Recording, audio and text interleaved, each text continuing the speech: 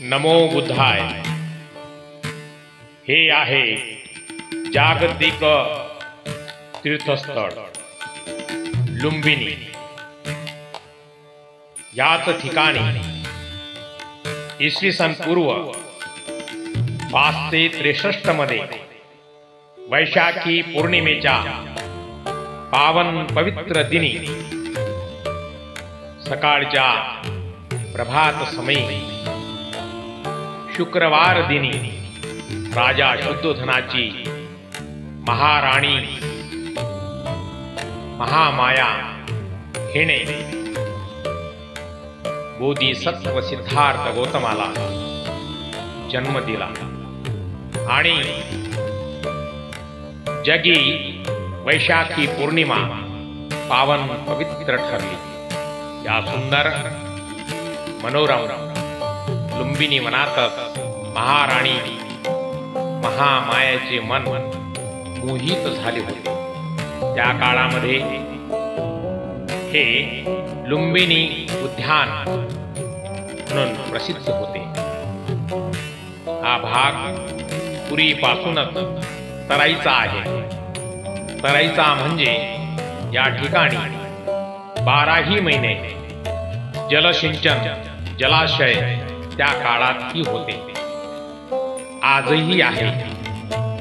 या सुंदर मनोरम महाराणी महामायाची डोली माहेरी जात असताना महामायेने हे लुंबिनी वन बघितले। या ठिकाणी रंगी बेरंगी फुले, रंगी बेरंगी पक्षी, अनेक पक्ष्यांचे मधुर स्वर महाराणी महामायाला या ठिकाणी थांबण्याचा मोह आवरता आला नाही आणि महाराणी महामायाने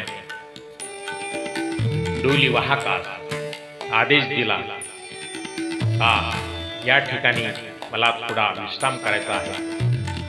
ती डोलीतून उतरली आणि त्या उद्यानाला बघू लागला। तिचे मन मोहित झाले, कारण ही बोधिसत्व सिद्धार्थ गौतमाची जन्मस्थळाची जागा आहे। प्रकृती सुद्धा बोधिसत्व सिद्धार्थ गौतमाच्या दर्शनाला आतुरलेली होती। ही पावन पवित्र भूमी लुंबिनी वन आज जागतिक कीर्तीचे धम्माचे पवित्र स्थळ ठरलेले आहे। याच ठिकाणी महाराणी महामायेने आपल्या दासीसह थोडा विश्राम केला आणि सुंदर मनमोहक शाल वृक्षाला बघून महाराणी महामायेच्या मनामध्ये इच्छा उत्पन्न झाली। तिने आपला उजवा हात हळूच शाल वृक्षाच्या फांदीला पकडण्यासाठी वर केला आणि त्याच क्षणी महाराणी महामायेच्या खुशीमध्ये प्रसूतीच्या वेदना निर्माण झाल्या आणि उभ्या असलेल्या अवस्थेमध्ये महाराणी महामायेने आपल्या दासींना बोलवले आणि सर्व दासींच्या लक्षात आले की महामाया महाराणी महामायाचा प्रसूती काळ समीप आला आहे। त्यांनी सर्वांनी वस्त्रांचा आडोसा केला आणि त्याच क्षणी उभ्या असलेल्या अवस्थेमध्ये महाराणी महामायेने एका सुंदर विलोभनीय रूप असलेल्या बाळास जन्म दिला। बाळ जन्मतात 7 पाऊले चालले आणि ज्या ज्या ठिकाणी बालकांनी जमिनीवर पाय ठेवला. पाय ठेवण्यापूर्वीच त्या ठिकाणी 7 कमळ निर्माण झाले, अशी दंतकथा आहे. पुढे बोधिसत्व सिद्धार्थ गौतम महान तपस्या करून सम्यक संबुद्ध बनले आणि आज संपूर्ण आशिया खंडामध्ये धम्माचा प्रकाश पसरला. कालांतराने या स्थळाला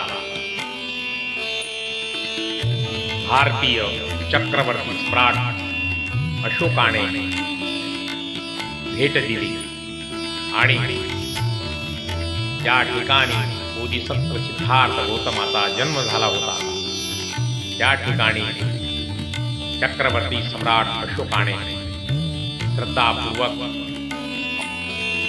महामाया विहार बनवले.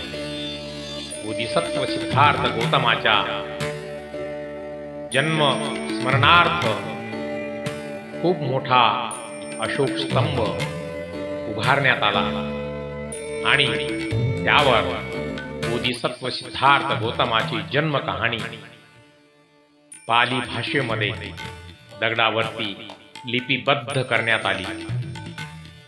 तो स्तंभ आजही खंडित रूपामध्ये बघायला मिळतो. असे हे नयन मनोरम्य लुंबिनी उद्यान आजही मनाला मोहित करते. बोधिसत्व सिद्धार्थ गौतमाचे पावन पवित्र जन्मस्थान जागतिक दर्जाचे पूजनीय स्थळ आहे. संपूर्ण विश्वातील पर्यटक लोक बोधिसत्व सिद्धार्थ गौतमाच्या जन्मस्थळाला महामाया देवी विहाराला भेट देतात.